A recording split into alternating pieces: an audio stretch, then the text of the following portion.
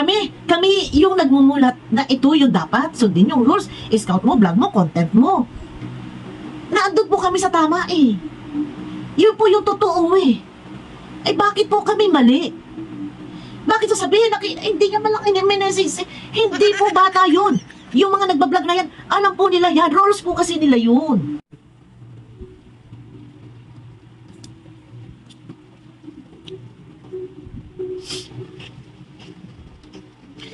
Ayun na guys, no?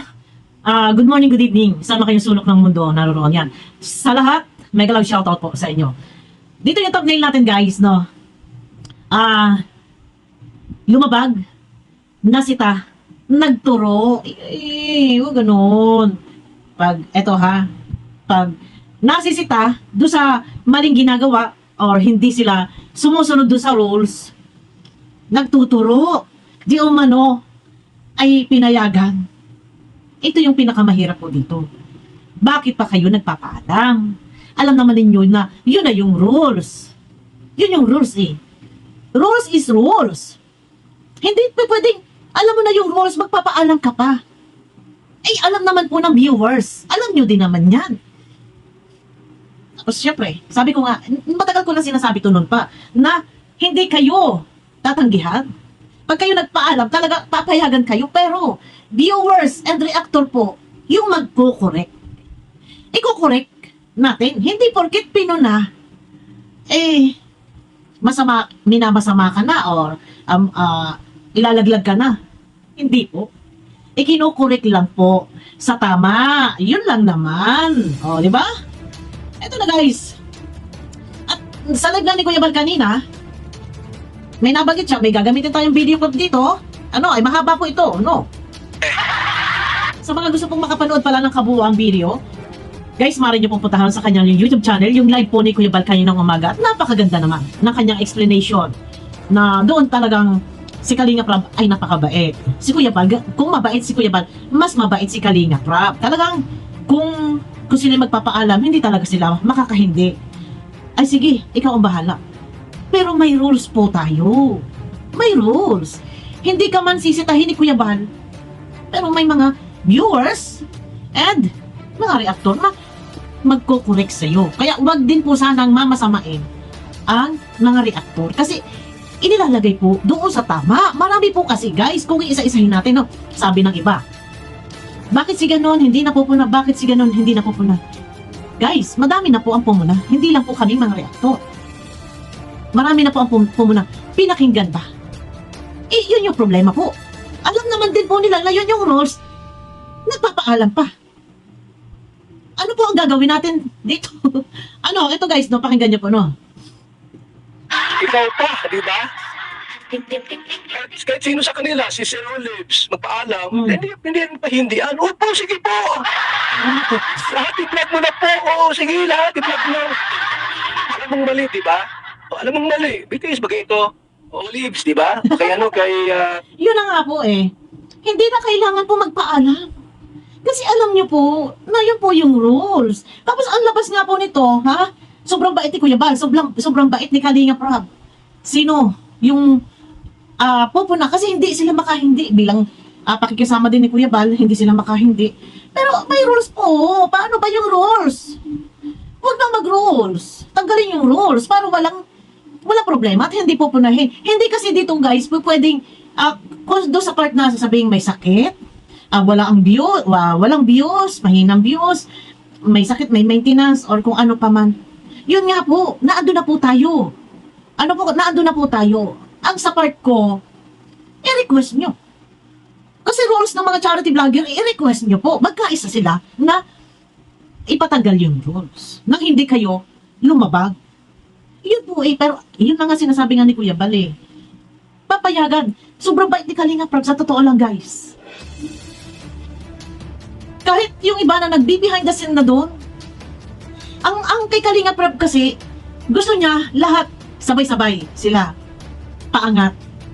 Napakabait ni Kalinga Prab. Sana, huwag abusuhin ng iba.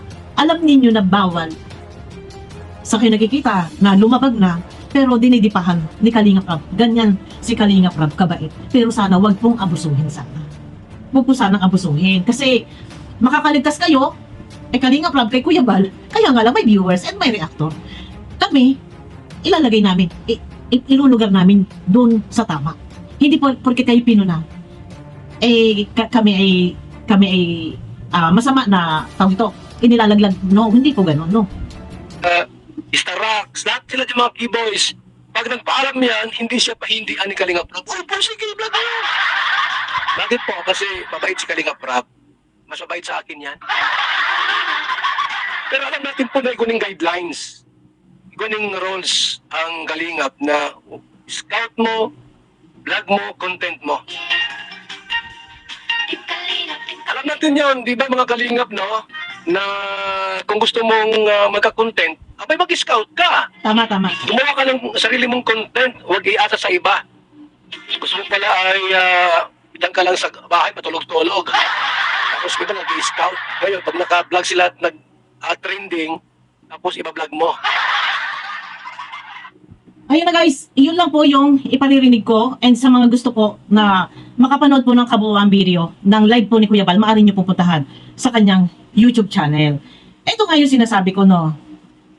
Pag nandun na sa puntong gipitan na, no, napuna na sila, and inilalagay, kinokorek, nagagalit. Bakit daw agad nireaksyonan? Bakit daw hindi agad, bakit hindi mo na minessays? Yun laging ganun yung linyahan. Hindi mo man lang minessays. Hindi, babayaan nyo na kasi maliit yung views eh. Hayaan nyo na, ipaubayan nyo na eh. Palagi pong ganun yung linyahan.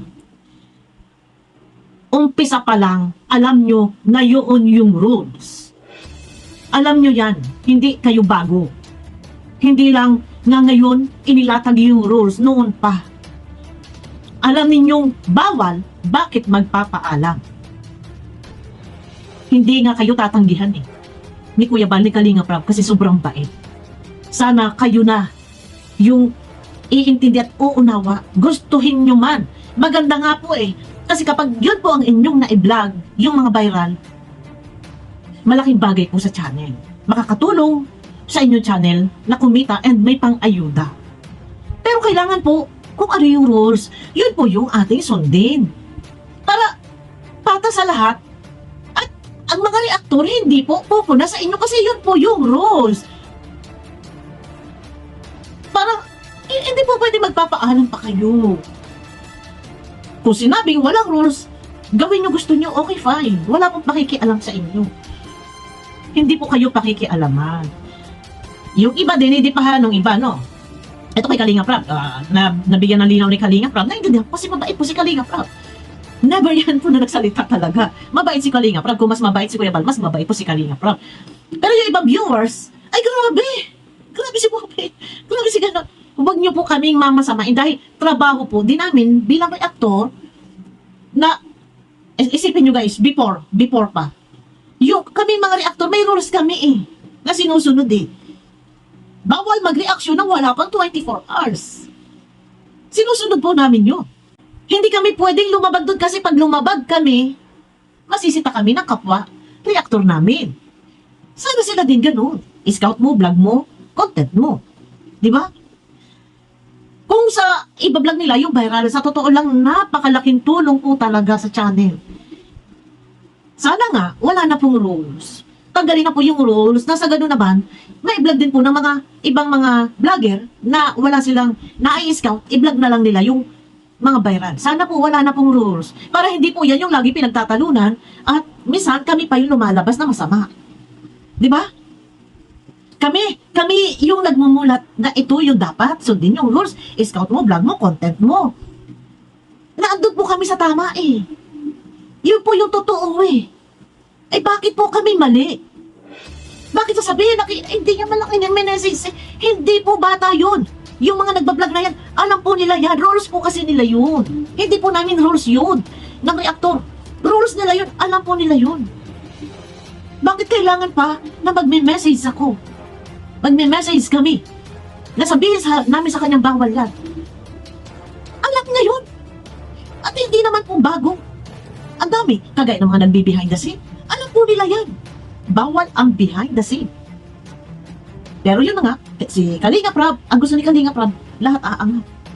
wala silang naririnig kay Kalinga Prab na kahit anumang salita. Kaya nga may mga naitalaga dyan, mga dati yung Merd, o yung Deya, wala din po eh. Wala din po eh. Pag yung Merd, yung Deya, or yung reactor, pumuna. May iba na tinatanggap. Pero deep inside, masakit sa kanila. Di ba? Tinatanggap ko, okay lang, nagkamali ako. Pero bakit naman ako agad na reaksyonan? Ayun ang sinasabi ko. Masama naman kami. Kami naman yung nandun naman sa tama at yun naman talaga yung aming iminumula sa kanila na yun yung totoo.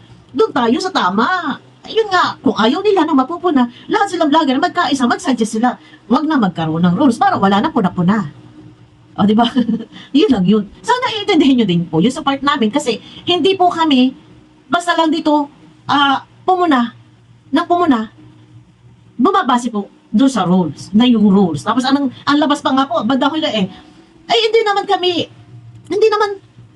pinayagan naman ako nagpaalam naman ako pinayagan naman ako sino pumayag? Si Kuya Bal. Ngayon, si Kuya Bal ngayon, ang inilalaglag, si Kuya Bal ngayon, ang bandang huli na, para si Kuya Bal, yung sumira doon sa rules. Si Kuya Bal ngayon, yung masama. Ang masisisi ng viewers, kasi, mag-rules, tapos pinapayagan naman pala. Ituturo. Pinayagan Kuya Bal, pinayagan ni Kalinga Prab. Bandang huli, pag nagipitan na, pinayagan ako ni Kuya Bal, pinayagan ako ni Kalinga Prab, magtuturo. So ngayon, sino ay babas ng viewers? O, di si Kuya Bal, si Kalinga Prab. Nagtuturo-turuan na eh. Ayun ang sinasabi ko, bandang huli, pag sila nagigipit, ilalaglag ngayon. Si Kuya Bal, pinayagan daw. O, di ba? Sino ngayon? Ang lalabas na mali. Yung powder, na yung rules, inaprubahan niya. Tapos yung may nagpaalam, pinayagan niya. Eh di ngayon, ang malalaglag talaga dito si Kuya Bal. Di ba? Kasi itinuturo nila, pinayagan daw ni Kuya Bal eh. Kaya ngayon, doon sa ni Kuya Bal, inilinaw niya, rules is rules. Hindi kasi pa pwedeng pag pinayagan, at pag pala merong iba na nagpaalam, Kuya Bal, ibablog ko to, di payag. Kung lahat yung pinayagan, paano na po ang mangyayari? I-scout mo, vlog mo, content mo. Paano pa magsisipag, maghanap ng matutulungan, yung ibang vlogger kung nakaasa po doon, nakadepende doon sa viral. Sabi ko nga po, maganda kung yung viral po, yung mga napaviral ng ibang vlogger, ang i-vlog nila, maganda po, pabor. Kasi viral na po yan eh. Pabor na po, paano pa sila matututo po? Kaya nga po sila pumunta dyan sa DAE para sundan yung yapak pagiging charity vlogger ni Kuya Bal. Di ba? Pero, paano ang gagawin? Ang lagay po nito ay wala nang puna-puna. Ayan ang nangyayari. Kami pa nagiging masama. So, ito, napuna. Lumabag, nasita, nagturo. Tinuro si Kuya Bal. Tinayagan kami ni Kuya Bal eh. Doon, parang si Kuya Bal ang mapapasama. Kaya minsan may mga ilang viewers na sasabihin na si Kuya Bal yung sumisiraan ng rules. Kasi pinapayagan niya eh. In-approve ni Kuya Bal yung rules. Tapos ngayon, di ba, ginawa gumawa yung Merd o yung ng rules, inaprobahan ni Kuya Bal. Tapos ngayon, alam naman nila magpapaalam pa eh. Tapos ngayon, pag ituturo, pinayagan ako ni Kuya Bal. O, di si Kuya Bal ngayon na masisisi. Alam mo may rules, inapprove yung rules. Bakit mo pinapayagan? Pero, naman, sa ibang vlogger, yun ang mahirap. Ilalagdan niyo si Kuya Bal. Si Kuya Bal, papasama nyo. Alam nyo naman po, talagang bawal po yan. Hindi naman po dapat talagang gawin yan. Pero nagpapaalam ko, ituturo nyo pa si Kuya Bal. O, di ba? Nasaan yung hustisya po doon? Walang laglagan. Pag kayo nasa sita, huwag kayo magtuturo. Huwag niyo sasabihin na, inutusan ako ni Kuya Bal na mag-vlog ako doon. Or nagpaalam ako. For example, isang halimbawa ako po, nag-reaction ako kay Brother Paas. Ha? Kung halimbawa may nag-utos sa akin, halimbawa inutusan ako ni Bobby TV.